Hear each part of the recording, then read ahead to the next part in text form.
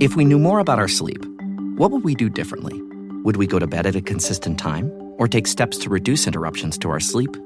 With the all-new Sleep Score, Apple Watch measures your bedtime consistency, interruptions, and sleep duration. Then, every morning it combines these factors into an easy-to-understand score from 1 to 100. So you'll know how to take the quality of your sleep from good to excellent. Introducing the new Sleep Score on Apple Watch. iPhone 11 or later required. REI Co-op presents a perfect outdoor moment with the perfect gift. Picture this. You're ripping with your favorite person. Bluebird skies, blower powder, and frankly, you're skiing like legends. So sick. Another lap? Thanks to REI's curation, from lid to sticks, you nailed the gift. No way. How'd you know? Does it get more perfect than that? Give without guessing. Shop in store or visit rei.com. Heroes and heroines, ladies and gentlemen, non-binary listeners, crooks and crookians, My Chemical Romance, the audio performance you are about to enjoy, discusses casinos and gambling. We do not recommend gambling with money you cannot afford to lose or that is needed to pay bills. If you have a gambling problem, contact your problem gambling hotline. If you do not know how to contact your problem gambling hotline, send an email to help@casinocombat.com. We will find that number for you and provide it to you. Our host's past performances are not indicative of anyone's future results, including his own.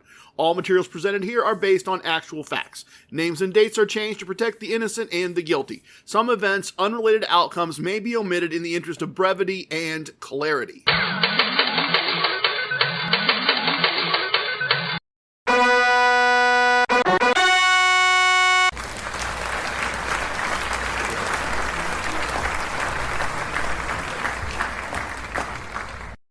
It's me, it's TRG, the Ramblin Gambler. When I was a young boy, my father took me into the city to see a marching band. He said, "Son, when you grow up, will you be the savior of the broken, the beaten, and the damned?" He said, "Will you defeat them, your demons, and all the non-believers, the plans that they have made? Because one day I'll leave you, a phantom, to lead you in the summer to join the Black Parade." Now, that is not something my father would have told me. That's not something he would have said. And if I've learned anything doing this podcast, it's that I'm not going to be the savior of the broken, the beaten, and the damned. It's just not possible for the most part.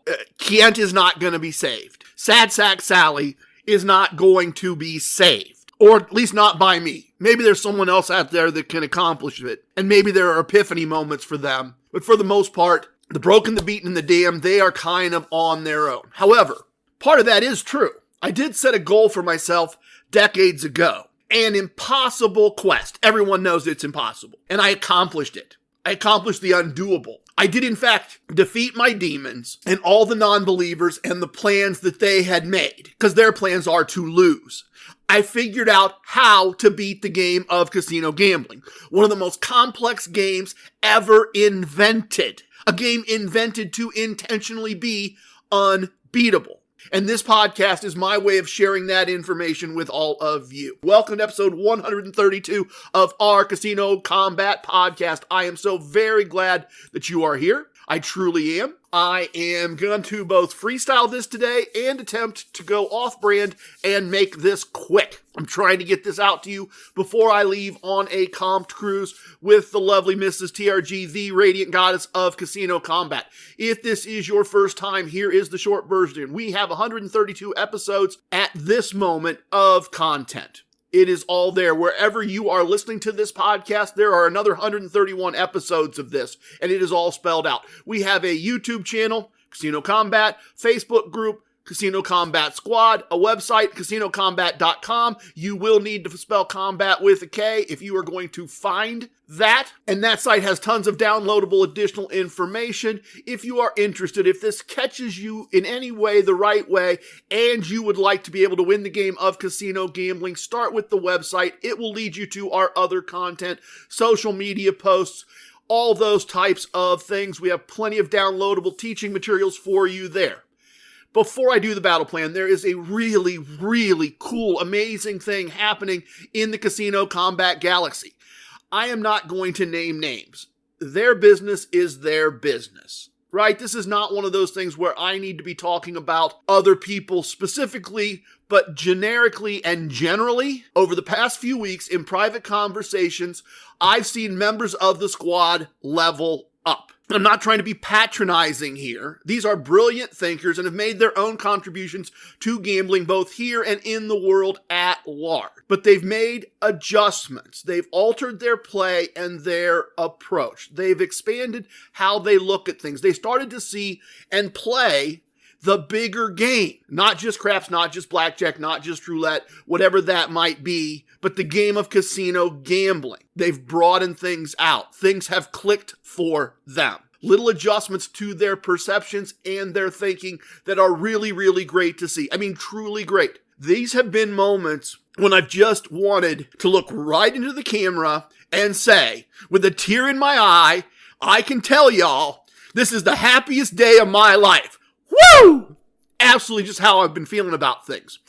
Well, at least one of the happiest days of my life. I don't want to get my wife too angry with me on that one when she listens to this.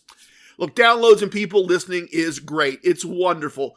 Those are metrics, useful metric. But the best metric of all, the biggest accomplishment of all, is not 100, 1,000, 2,000, 10,000, 50,000, 100,000, million downloads. It's seeing people understand my stupid ramblings and affecting positive change in their life. Things they perceive as a positive change in their life. To see these people start to live a casino lifestyle in whatever way that matters to them. And hopefully that continues to happen as more and more people join our squad. But it's just been really, really cool to see more and more members of our squad applying all of this and seeing positive impact into their life. Just a wonderful thing that is going on out there in the galaxy. All right, what is the battle plan for today? I've got a couple of great questions on my list, so we will start with questions my sons ask, and we will discuss those in that segment. After that, we have a moment of concepts segment where I'm going to talk through a really brilliant observation that Nakatomi Tony made recently, and that I think some of you might appreciate seeing the world through that lens, that it may be another tool in your toolbox, another piece of the casino combat arsenal for you to use and use in ways that make sense to you. So I want to do that in a moment of concept segment. After that, it's a results segment to talk about the final week of gambling in February 2024 and the results for the month. We have no dead Kennedys this episode, so it can be a results segment, not a travel segment. Although I'll admit, T-Rex's edit was fun last episode. That was really a clever little thing he did there, playing off the lyrics that I used to open up the episode. I thought that was really clever on his part. After we do the results segment, we will adjourn to the virtual VIP lounge for some sips and a heartwarming Christmas story. I gotta try to do this quick, as I said, so let's get started with questions my sons ask. What?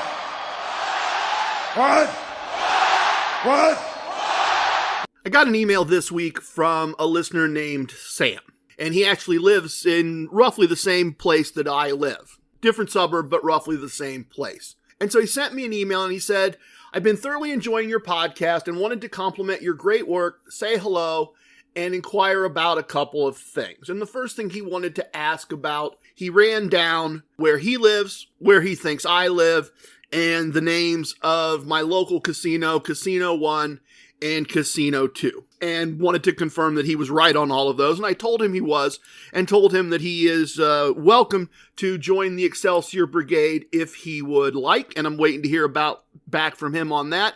So maybe when I get back from my cruise, we will find out we have a new member of the Excelsior Brigade. He has certainly qualified with his first application. And then he follows up by saying, I would also love to sit under your learning tree by asking the following. I am a casual blackjack player.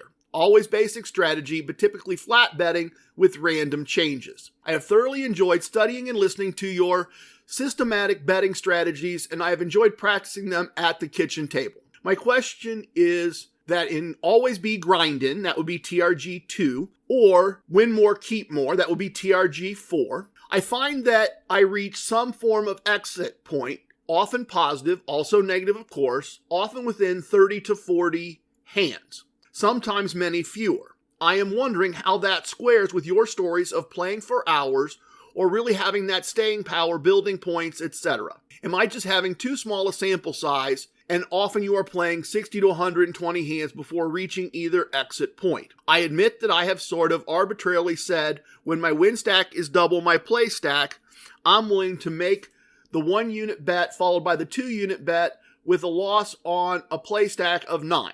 But if I also lose that, then I walk away. My comment here, that is exactly, that is perfectly done. That is absolutely perfectly done. But he continues, flat betting seems to last much longer by time, although admittedly it is statistically a slow decline without using progressive and regressive aspects. Your Sheldon gift-giving analogy made me laugh out loud. That's excellent. I am so glad to hear that. We are hoping to entertain as well as inform. That is one of the goals, and I know that not all of what I think is funny is going to land well, so I'm glad to hear that we got an LOL moment out of that. He says, but it is slower, and so I am in the game for more minutes at a given starting bankroll. Curious if you have any thoughts on that. Please keep up your great work. I wish you much success as you turn the casino combat galaxy into all that you wish it to be. Best, Sam. So, like his first part here, and I'll get into my actual answer to him in a minute. I will. I'm gonna read my answer that I sent him, but one thing that struck me as I'm going back through this is that 30 to 40 hands, 2 shoes, 45 minutes-ish. Yeah, I mean, just when I break it down that way, you'll hear my reaction as I said in a minute, but when I break it down that way, I do think a lot of times that's about right. I do. I didn't really break it down by time when I replied to him, so there's some, I guess, bonus from me taking the time to see this again a slightly different way. So here was my response to Sam. I said, with regards to your excellent question, with either always be grinding or win more, keep more, a resolution often occurs quickly. Quickly is obviously relative. If that's to the positive and I'm playing locally, I love that. I've been done in as little as 10 minutes. Fabulous. I love when that happens. When I am playing at my local casino and I can walk in, get my gift card or my blender or my cake pan or whatever, play my free slot play, get the cash that comes with that from using TRG Slot Strategy #1 from my downloadable book, Casino Combat Slot Tactics, which is free on the website. I'm not trying to charge anything for that. When I can do that, sit down at a blackjack table, hit my positive exit point quickly, try to extend that. It doesn't extend and I'm out the door in 30 minutes. I love that. That's a great hourly rate. A day's pay in 30 minutes. I absolutely love that. And none of that is in what I sent to him. Oh, I said I wasn't going to ramble too much today. Anyway, in my answer to him, I said, if you layer in a TRG3 meta martingale technique, you are around a lot longer. If you just have them mark your spot, walk away, make your notes, and come back into the game at the same table, you're there a lot longer. And in particular, if you layer in the mini meta martingale, which I've talked about a couple times recently, you can be at it for a long time, rolling between various unit sizes up and down at the same table in the same session. All of you have heard this, but I wasn't sure Sam had, so I continued. Recently, I played for almost 2 hours using that approach and went up and down the mountain multiple times before finally accepting a 0 exit and walking away plus $5. I was in fight from behind mode the entire time, just getting back to even repeatedly. And the nice part was, I grabbed a root beer, looked at the Buddha statue, and then hit a day's pay in about 15 minutes at the next table. Now to add some nuance. Sometimes long play sessions happen when a 3-chip exit just goes on and on and on, and those are great. And especially if I'm traveling, long sessions happen one of 2 ways. I'll have multiple positive exits at the same table, step away, record, and start another session. Or a negative exit occurs, but it's minor. I've got a 4 or 5 chip win stack, catch a split or a double that goes wrong, and the play stack is at -8. Okay, I'm personally not going to leave my local casino and go home at that point. I'm just going to record, perhaps even just mentally record. When I get to the end of the shoe, record the minus number of chips, and I'm going to keep going. I'm just going to keep on from there. I'm going to put some more money in the game, and I'm going to get back in, and I'm going to move forward. The other observation I will make is that it is difficult to illustrate, and boy, this is so true, and maybe I need to do a video. Maybe I need to add to the YouTube channel. It is difficult to illustrate regrouping verbally and just talk through it without chips. I've talked about it a couple times in various episodes, but I think people generally miss it or don't get it. And I may be wrong on that.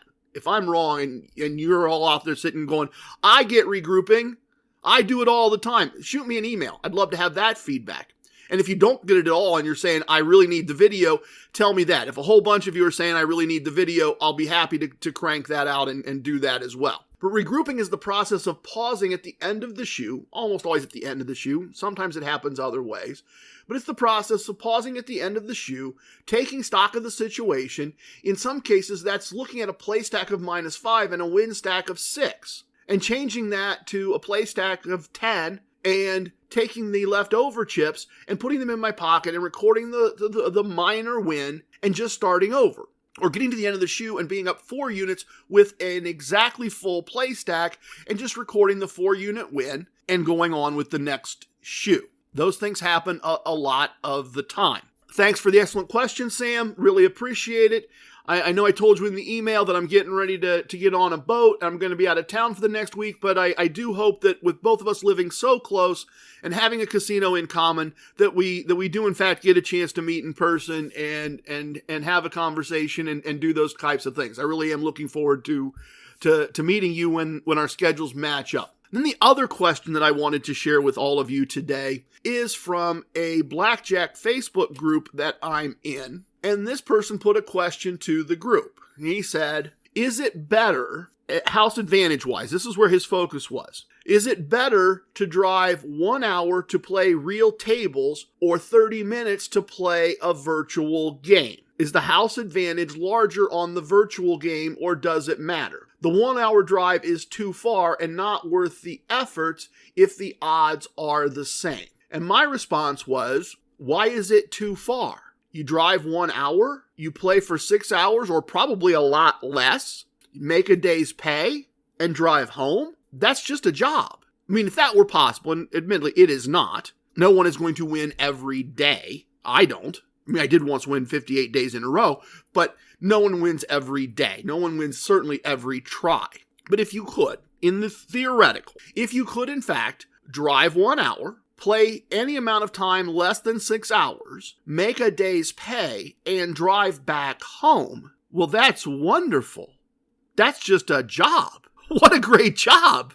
I mean, we're not digging ditches. We're not pulling 16-footer rebar off the back of a truck in the snow. We're not even going to boring meetings and listening to blah, blah, blah, quarterly goals, right? We don't have a boss. We don't have a deadline. We just go to the casino, make a day's pay, and leave. I'm into that for the 1 hour drive. And I'm not, you notice I'm not getting into is a virtual game house advantage different than the house advantage at a table game? I would need to know which virtual game, and he didn't tell us that.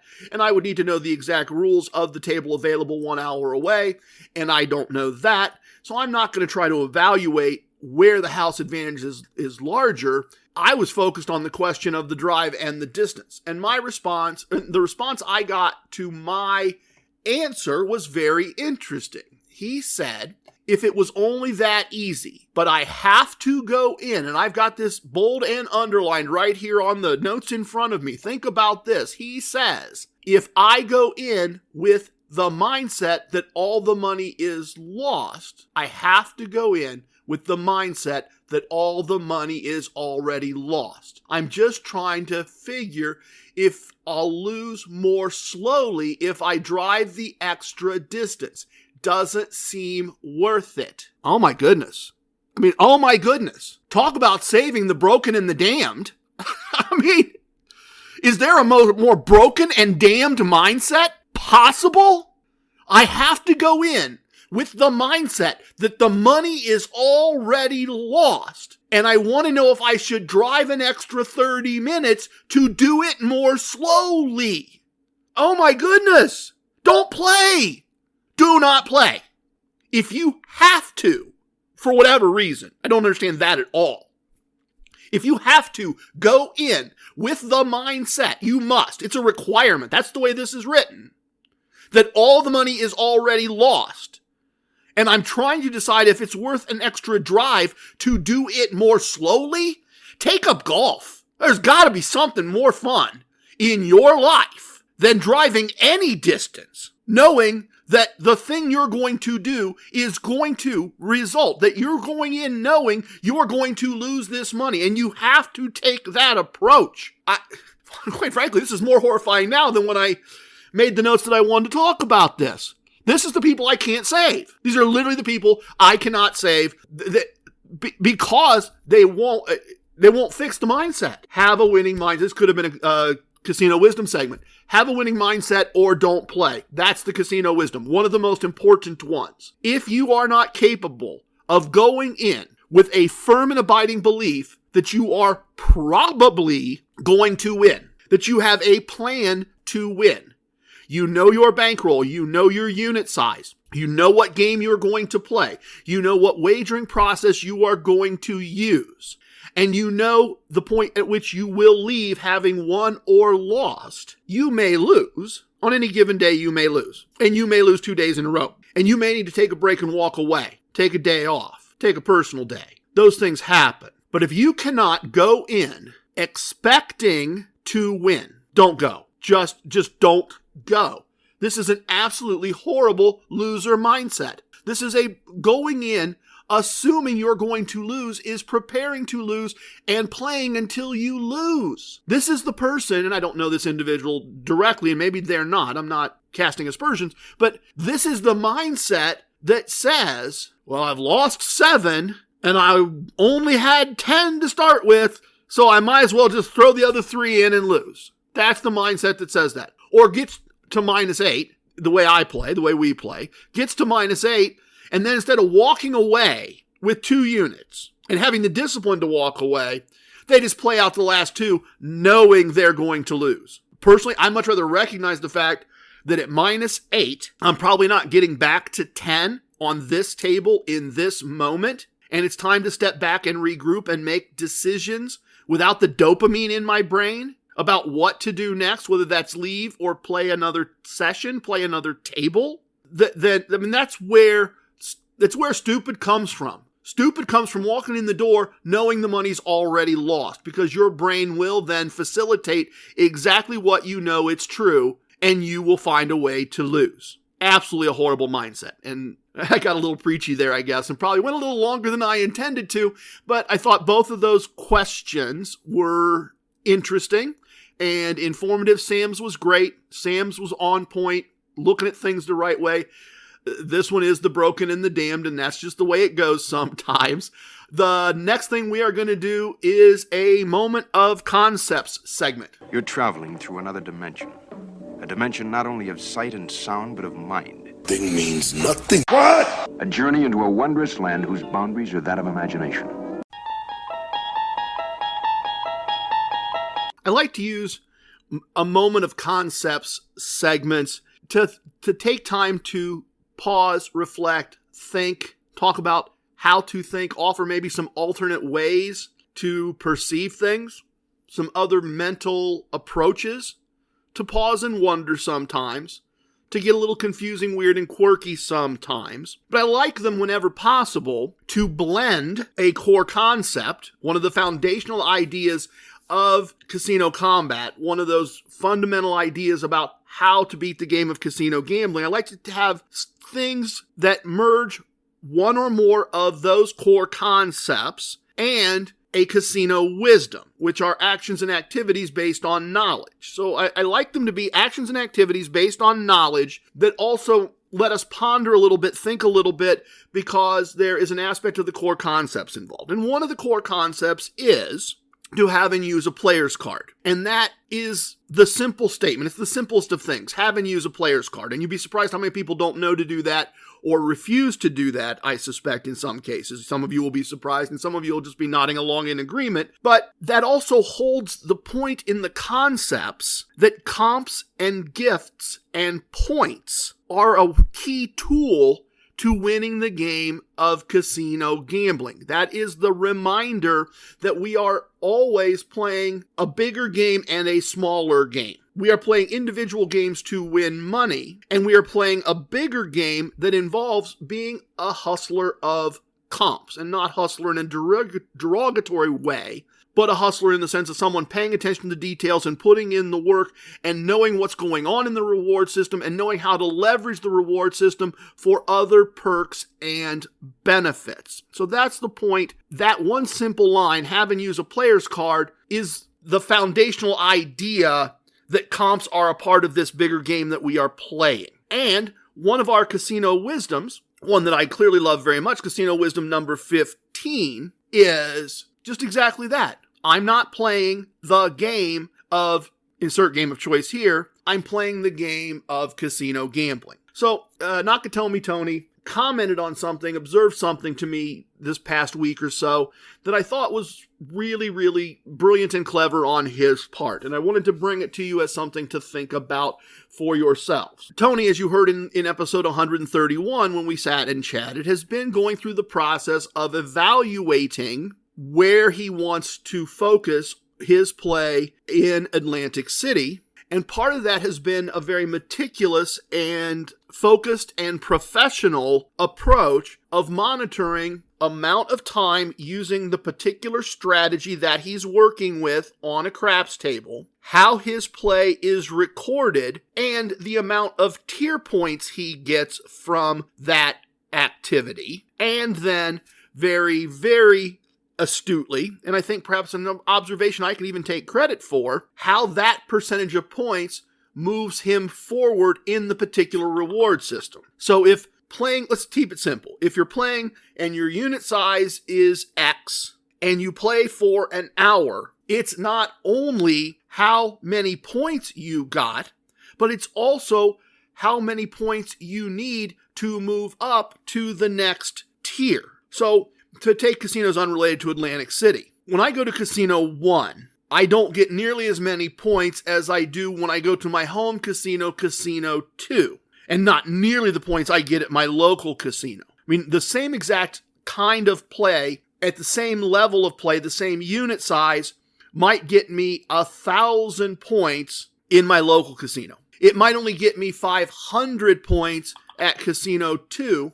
and it might get me 25 points at Casino 1. However, to move from the first tier to the second tier at Casino 1, you only need 200 points. At my local casino, you need 10,000 points. I'm still crushing it on the points there, but as a percentage, that's what matters. You can't compare and say, well, I got 20 there for an hour of play, and I got 1,000 there for an hour of play. In each case, I got 10%, right? So as long as at Casino 2, the 500 points or whatever I just said off the top of my head that I got there, or the 5,000 points that I got, whatever points I got, how is it in ratio to what it takes to move up? So he's been trying to go and play, check how the pit boss, very smart strategy, check with the pit boss at what they have his average bet at, and then look at the points he earns as a result and how much of a percentage of the next level that gets for him. And that gives him an apple to apple comparison of the different reward systems and how his play is valued. And that also then is a metric that other people that Tony and I are talking to, other members of the Inner Circle and the Excelsior Brigade, that becomes a metric that we can use to compare it to the points we're getting for our own play and how we are getting rated. So that's a really interesting measuring stick, and it allowed Tony a really interesting application of this information. This is also a great indication that being accountable to someone or something, in this case, a notebook or something written that gives you information about your past sessions, can be very valuable. While Caesars is not, as you heard when we talked, Caesars is not necessarily a brand that he is considering getting really, really involved with in Atlantic City, he did get a mailer from the Tropicana, which is a Caesars property, and they're offering him a gift on a particular day at a particular time, but only if he earns 300 tier credits. And now he is looking at the value of the gift, and he is looking at the fact that the strategy he is using generally produces over a relatively short period of time 300 points, and he rarely wins or loses a tremendous amount. Well, let me say it a different way. He can often play enough to get 300 points, which he knows from his record keeping, and have either a small loss or a small win, which is, once again, one of the core concepts. Win a small amount and leave, or lose a small amount and leave. And so now he is thinking, okay, even though I'm really not planning to put most of my focus on Caesars, I have measurements. I have a tool, because I have recorded and written down and evaluated X amount of play with a specific unit size gets me this amount of points. Now I have knowledge that I can apply and say, how long would I expect to play to get the number of points that Caesars wants me to get this gift? And is the gift worth my time? I mean, I'll give you another great example. Sometimes locally, Mrs. TRG gets an offer and she needs to earn 1,000 points. And the quickest way to win 1,000 points, or earn 1,000 points, is to spin $1,000 through a slot machine. If the blender you would be able to go buy at your local big box store for $30 requires you to put $1,000 at risk, I don't think that's a very wise use of time and money. It doesn't make a lot of sense. Just go buy the blender and be done. But if you're not going to put 1,000 at risk, if you expect to come out of a short amount of play, having not lost more than, you may win, that's the best outcome, but if you can do it and be at zero, or expect that your loss will be less than the value of the item and you want the item, why not show up at the Tropicana if your schedule allows and get the points, maybe win the money, and get the gift? I think that's very smart thinking. I think that is an excellent example of using casino combat, using the tools in the arsenal, using your knowledge and records of yourself, using all that information to evaluate the offer and decide if you want to take them up on the offer or not.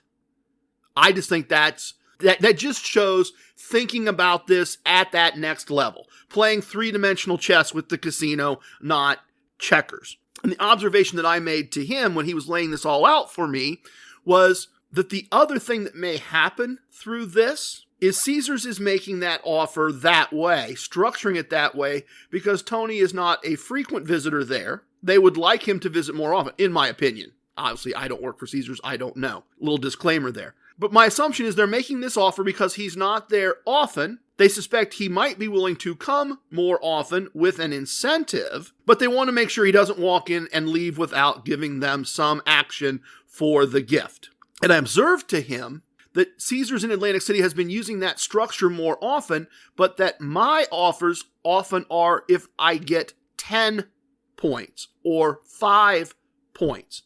And that perhaps by going once and earning 300, he'll get an offer the next month to go back and only earn 10. That the bar will be lowered because he's shown them that he's willing to come and play, which would make the follow-up offers even have more value. And maybe 10 is such a low bar with the way he's playing that on the craps table that would be one roll, and he doesn't want to go for just one roll. He's going to actually go for a longer period of time and still earn the 300 points. But that was my kind of follow-up observation to him, that going through it once might have future value, which is just another one of those high-level skills, right? Understanding reward systems and tier systems and points and how casinos work so that you can think through this and see what's the value next time. That guy I ran into at my local casino years back, that it stuck with him that I had said we're trying to win the relationship, not just the day. This is an example of seeing things that way. If I do this, win or lose, it will have this positive outcome in the future, which I can take advantage of. That's worthless. Like if I went to Monte Carlo, that would not be a reasonable way to think about things, because I'm probably never been to Monte Carlo and probably never going to be back and probably can't afford to gamble at that level anyway. But if it's a place that you might expect to be on a regular basis, then you can start to see the long game and the repercussions of, if I do X today, not only will Y happen today, but Z is probably going to happen in the future. And that's what I like to do with these Moment of Concepts segments. I like to blend together lots of aspects of core concepts, lots of aspects of casino wisdoms, and hopefully cause some of you to see a different way to think about a different thing or to ponder a different thing. And obviously, Nakatomi Tony has taken some of what I've talked about and extended it in a very useful and interesting way and shown us all another way that we can look at things when we are tracking our results and when we are getting offers that have some type of play requirement with them. So a big thank you once again to Nakatomi Tony for contributing to all of us learning something in this particular moment. What is next? The next is the results segment, and we are going to talk about things for the month of February. With new, gentler scented Clorox disinfecting wipes, clean finally smells as good as it feels on everything from lamps to ceiling fans, even on your kid's toy shark. Oh, ouch. Clorox disinfecting wipes, now available in crisp lemon. Find it on Amazon. Clorox, clean feels good. Shaq here, spinning fast-acting pain relief with Icy Hot. Ice works fast, heat makes it last. Icy Hot, you're so back.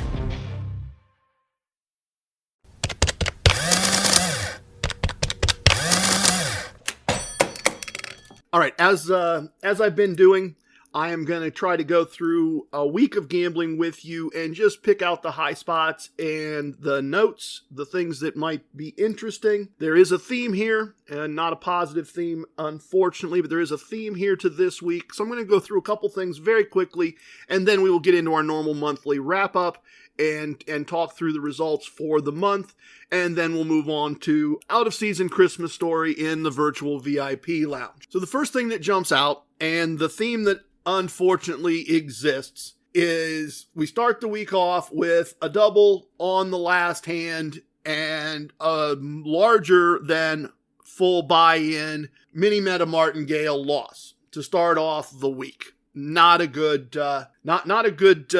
a good start at all, and I took a small slot loss and then had a positive exit and actually won most of what had been lost, and then a small, almost zero exit, and then I actually won $15, but the note is interesting. It says, left to get away from stupid. And I would tell you that is simply a case of I was playing by myself and things went well. I had a nice win, was trying to just finish up the last bit of it, trying to just set that small exit point. I had another small win, and we shuffled the cards, and I did that regrouping that I was telling you that I sometimes find hard to explain. And I was doing that with a player who came in with just $100 on a $25 table and did all the wrong things. And I felt lucky that the wrong things he did didn't end up costing me. Big picture, it's not going to matter, but small picture, and after you just got beat up earlier with a big double that didn't pay off, wasn't enjoying it, but cards shuffled, he left. I thought I'd have the place to myself. A gentleman came in once again with $100, and he was not playing basic strategy at all, did not speak English, was confusing the dealers by making hand gestures that weren't decisive and definitive. It was that play environment that just wasn't right, and I was going to walk away from it. And I was fortunate. The next table, I had a nice big win where I started my exit, and a shoe later, I actually completed my exit and had 2 days pay. As frustrating as it was, and as much as that first table kind of set the theme, it was not a fun day, A, and B, I was fortunate that what started out as a theme-setting loss, I was able to recover from. I took a day off. They weren't giving anything away. There were no promotions, and their play environment is horrible, and I had some discipline, and I just did not go. The following day, I started out once again with a larger than I would have liked loss, a more than a buy-in loss where I had to add extra money. My notes say, spent a lot of time trying to get back to even, was trying one more hand for a zero exit, 4-unit bet, threes, split 3 times and doubled once, Had I won, I would have been up a total of 8 units and very happy with that. My 0 exit would have turned into actually a reasonably positive exit, and I would have just walked away, and I lost all of the bets. Just, once again, part of a theme. And the rest of the day was back and forth, back and forth, back and forth, and ultimately, I really had, for all practical purposes, actually spent a little money, drinks and tips. I had basically a 0 exit because, once again, I reached a point where it's like, okay, this has just gone on way too long for a local casino visit. It started badly. I tried to catch up. I tried all the normal things. I'm almost caught up. I'm almost ahead. No, I'm not almost ahead. I'm behind. Okay, I'm almost caught up. No, I'm behind. Okay, I'm caught up. Do I want to play some more? No, I really just don't. And this is perhaps also an indication that TRG really is just ready for a vacation in which I will hopefully make some money. Very much just ready to be out of that particular environment. What else here? Another 0 exit. I don't want to read this one, so I'm going to read this one. The note says, honestly, you had a moment where you got annoyed and tired and too aggressive, and that's the difference between a small win and a small loss. Shame on you. I was right. I was really smart there. The self-reflection was on point. I did. I should have recognized where I was emotionally on that one and walked away particularly after a 0 exit. And that was followed up after a break and picking a table with people that were less annoying and taking a 0 exit, and then finished the day with a nice long struggle, a nice long attempt. Once again, playing from behind, trying to stay even, ready to take a 0 exit if I can get there. Couldn't get there, and the note says, never plus more than 1 chip. Following day, last day, leap year day. Oh, I can't read this one the way I wrote it. No, I definitely can't read this one the way I wrote it. Nothing worked. All effing day. Nothing worked. Struggling to stay in all day. So if I have ever in some way convinced you that this is all easy for me, that it's all simple, that I somehow am always in complete control of everything, there you go. It's basically 4 visits to finish the month that were all struggles from behind, all tough play environments, all long sessions, all struggles, all dealing with people I didn't enjoy particularly playing with, in an environment I didn't particularly enjoy, and a rough week that is more losing than winning, and it took a long time, and it wasn't a lot of fun. That's the honest truth, as transparently as I can be. So let's do the other thing that I always feel is very important. Let's run through the actual month and see where we ended up there, right? It has not been all easy, all simple. It has not been all roses and unicorns. Been some good moments and some bad moments. I've been mentally tested a little bit, but I think it is very, very important that we take the time. I think it's important that I take the time once a month to really go back and look at things and to really think through them. And preparing to do these segments has a lot of value that way. And I think it's all important for all of you that I apply that core concept of not playing for the day, but playing for the month. And for some of you, it's a trip, and for some of you, it's a quarter, and for some of you, perhaps it's a year. You know, if you only play once a month, you're looking at things on a quarterly basis or a half-year basis and probably just a year basis. I mean, on the boat, I'll do the equivalent of your 12 attempts in 2 or 3 days. Heck, if I go down to my home casino, Casino 2, for a night, I may do almost 12 attempts between the night before and the day after. It's for a period of time. I play by the month because of how often I play. I think that's important. I think it's important that I'm transparent with all of you and honest with all of you and give you these numbers and results so you can evaluate if this is even something you would consider attempting, if it would even be worth your time and effort. And I really don't like the people on the internet that only show you the good parts and make the presentation occur in such a way that it looks like they win all the time, and that means you should listen to them and follow them and all of that. I'm not a fan of that particular approach to presentation. As I always say, if you are new to this, I am not bragging, I am not boasting, I am not saying, look at me, look what I did. This is amazing. There are plenty of people out there that play bigger than me, get bigger comps than I get nicer comps than I get, win more money overall than I get, and that is also why we do this in the $1 a day scale. I have a day's pay number, a number I want to reach. I try to reach that on a daily basis whenever possible, and I try to make money by evaluating things in that way. And so then I divide all my results by that number so I can give you things in a format of $1.04, $2.28, minus $6.12, whatever it might be. And whatever your day's pay number it is, multiply it by the number I give you, and then you will understand how that would impact your life. And this is also important because we all live different places. We all have different costs of living. We all have different things that go into it. What is a lot of money to one person is pennies to the other and vice versa. So there is really zero point in getting caught up in, oh, he won all that, because one person's, oh, he won all that is, oh, he only won that?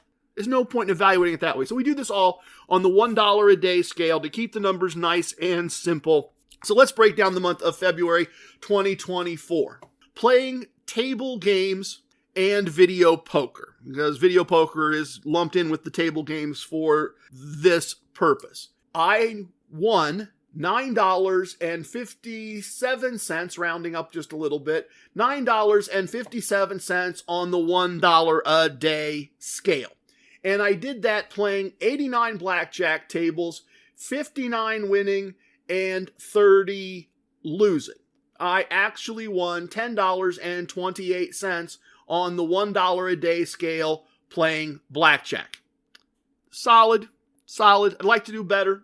I'd like to have done better this month because it was a battle. Particularly the back half of this month was a real battle. So I'd like to have done better, but I did okay. So where's the rest of it? I played 6 craps tables, 2 of them winning, 4 of them losing, and I lost 75 cents on the $1 a day scale playing craps. That's playing for education. I have been working on my toss, and I have been experimenting with a variation with TRG4 and a play all day strategy mixed together. And I was not a winning craps player this week or this month, and that's fine. I had a loss playing slots with my own money using DRG slot strategy El Numero Dos from the Casino Combat Slot Tactics book. I had a loss of 9 cents on the $1 a day scale. And I had a gift from the casino of 57 cents of free slot play. And I won 28 cents playing slots with free slot play. So I got just a little more than half. Nothing special happened there. And once again, I will point out to you, and I will put emphasis on, I lost 9 cents. I was given 57 cents. And with the 57 cents, I won 28 cents. So I have 19 cents of profit from playing slots. Now you might say, if particularly you're new to this, you might say, well, why not take out the slot the slot play with your own money with TRG slot strategy El Numero Dos? Why not just take that out and take the free money from TRG slot strategy number 1, playing the free play?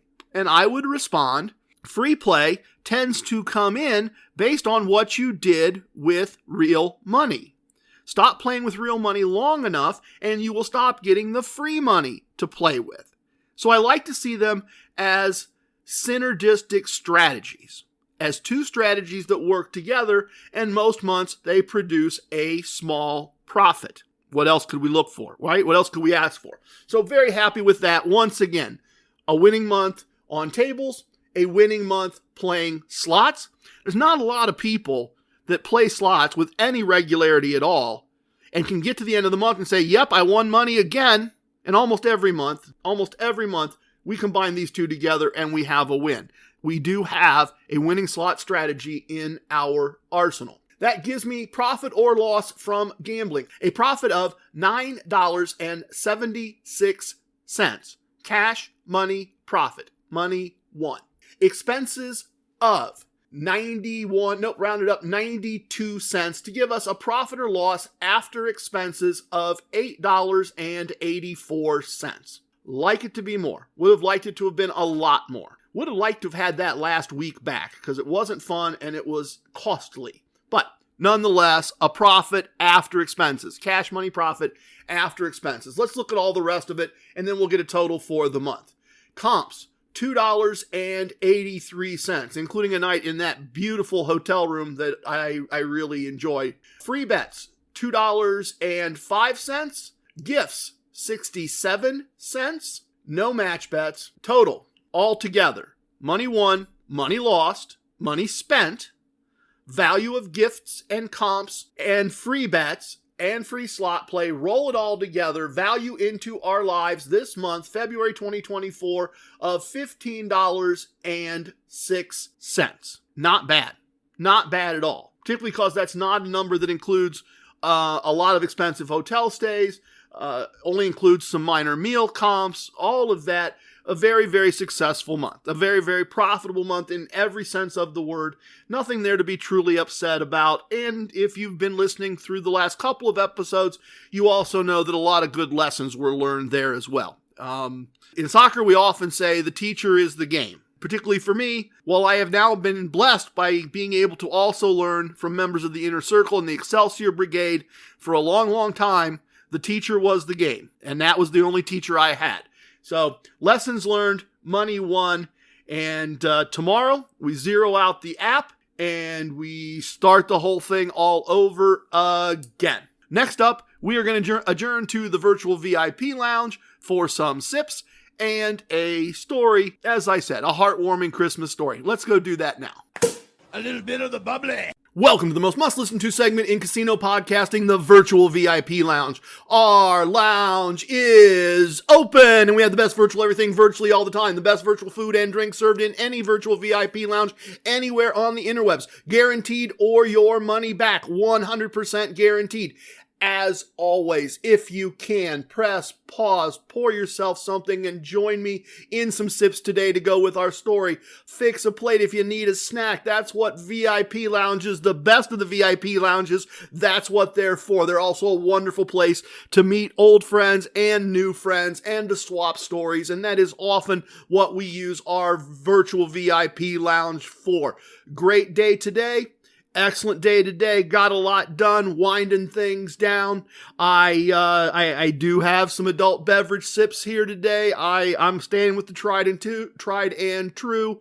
A little bit of Crown Apple, a little bit of ice, not a whole lot to water it down, just enough to turn it into an adult juice box. And so I'm going to enjoy that. Just a small pour today, because this is a Christmas tale. It is a heartwarming Christmas tale. It is a story that I have told in multiple VIP lounges in real life because it's quick. It falls into conversations easily. I don't think there's a lot of morals to the story here. I don't think there's probably a lot of lessons learned, but this is the kind of thing that you would hear from me if we just happened to be sitting around and talking in a VIP lounge and swapping stories many years ago. This probably goes back 9 years now or something like that.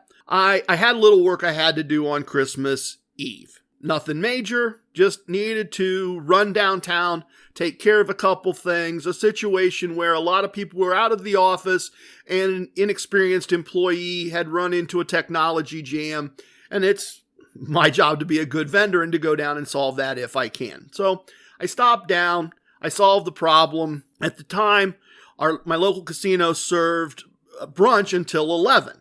And because the call came in very last minute, I had kind of run out of the house to try to do this and get this done. I resolved it quickly.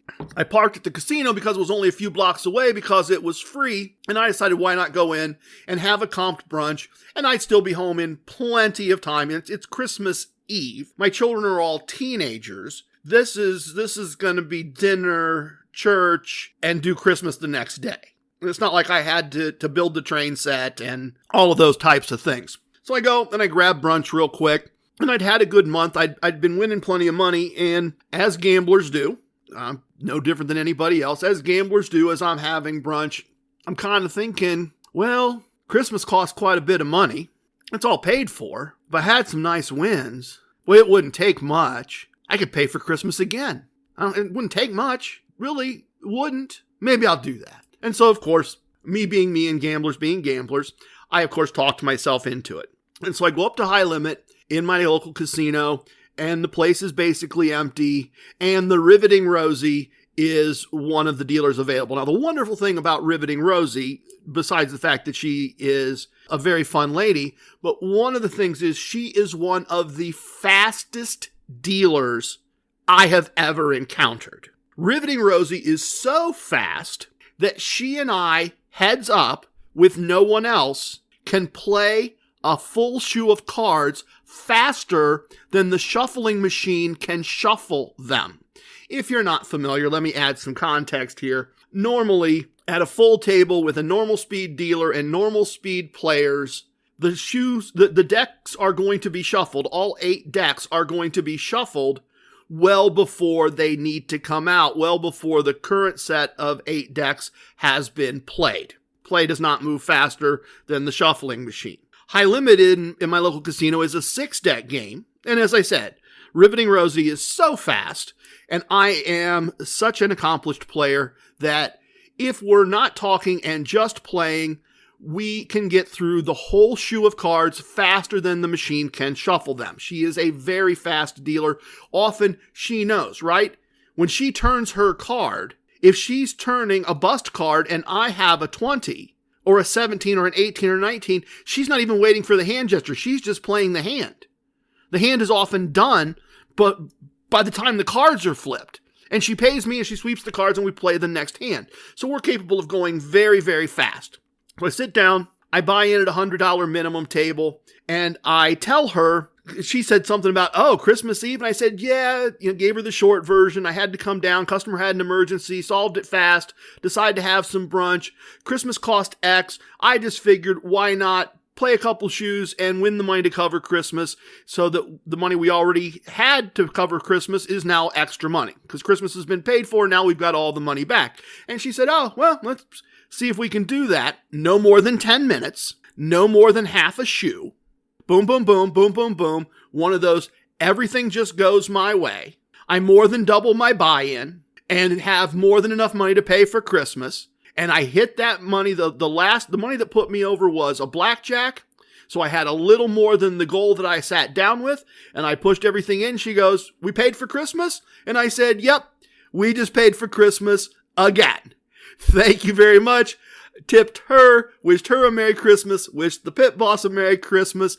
Probably total time in the building, including brunch, was less than an hour. And I was home in more than plenty of time. This is not a story about how I ended up saving Christmas by staying in the casino too long and creating tension. No, very quick win, in and out, in many parts, thanks to a very skilled dealer and the fact that we could play so quickly and so fast. And it was great to go home to my wife and go, oh, by the way, what's her thing, right?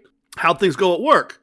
You're home sooner than I expected. And I said, yeah, not only am I home sooner than you expected, but I want enough money to pay for Christmas again. So we had a very Merry Christmas, compliments of the casino, and I would submit humbly, not unhumbly, not never so humbly, but I would humbly submit that is, in fact, living a casino lifestyle. Please, tip your waitresses, tip your dealers, tip your bartenders. If you have a host, tip away your host. Remember your wisdoms. Don't tip away your wins. I have spoken. Everything you heard here is true from a certain point of view. In 10 years, we might find out I was wrong about all of this. It's time for leaving, and I hope you understand I was born a ramblin' man. Love it, hate it, it don't matter. Please share with your family and friends. Goodbye, everyone. Thank you for listening. The best part of the podcast, the Casino Combat Blues, is next. Hi, I'm here to pick up my son Milo. There's no Milo here. Who picked up my son from school? Streaming only on Peacock. I'm gonna need the name of everyone that could have a connection. You don't understand. It was just the 5 of us. So this was all planned. What are you gonna do? I will do whatever it takes to get my son back. I honestly didn't see this coming. These nice people killing each other. All Her Fault, a new series streaming now only on Peacock. Did you know that parents rank teaching financial literacy as the toughest life skill? That's where Greenlight comes in, the debit card and money app made for families. With Greenlight, you can send money quickly, set up chores, automate allowance, and track spending with real-time notifications. Kids learn how to earn, save, and spend responsibly, while parents have peace of mind knowing smart money habits are being built. Try Greenlight risk-free today at greenlight.com/Spotify.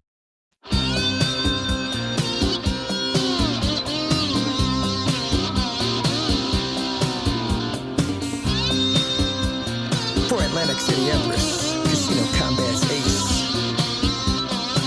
There are profits in the casino tonight, I can feel it in my bones. I had a premonition, you should probably play alone. I know the house has that advantage, but that's part of the thrill.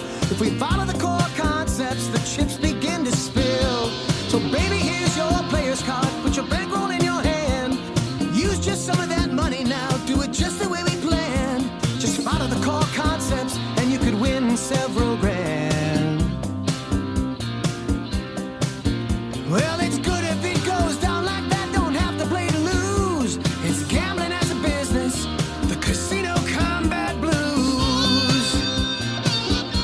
Casino Combat Blues. The dealers and the pit bosses, the security and the law, the winning and the losing and the tricks nobody saw. No matter if it's blackjack, roulette or craps, you gotta carry defense cause you always carry cash. There's lots of shady characters, lots of dirty deals. Everybody has an alias cause that's more fun we feel. It's the lure of winning money, it's got a very strong appeal. Perhaps you'd understand it better standing in my shoes. It's the ultimate enticement, it's the Casino Combat Blues. Casino Combat Blues. Whoa.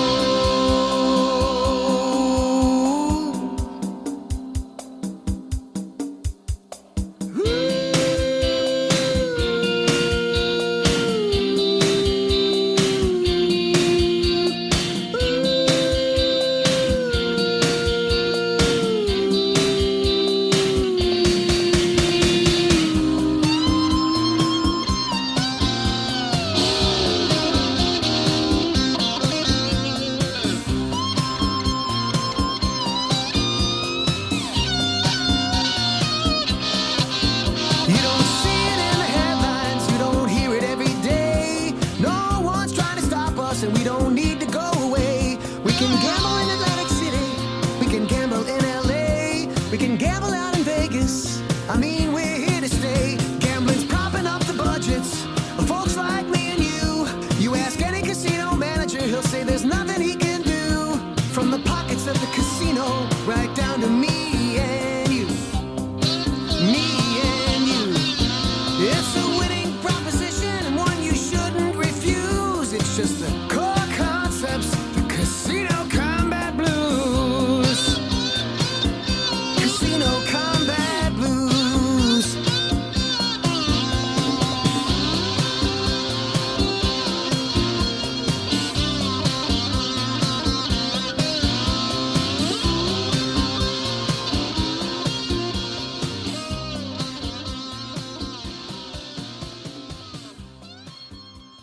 Hey, Ryan Reynolds here from Mint Mobile. Now, I don't know if you've heard, but Mint's premium wireless is $15 a month. But I'd like to offer one other perk. We have no stores. That means no small talk. Crazy weather we're having. No, it's not. It's just weather. It is an introvert's dream. Give it a try at mintmobile.com/switch.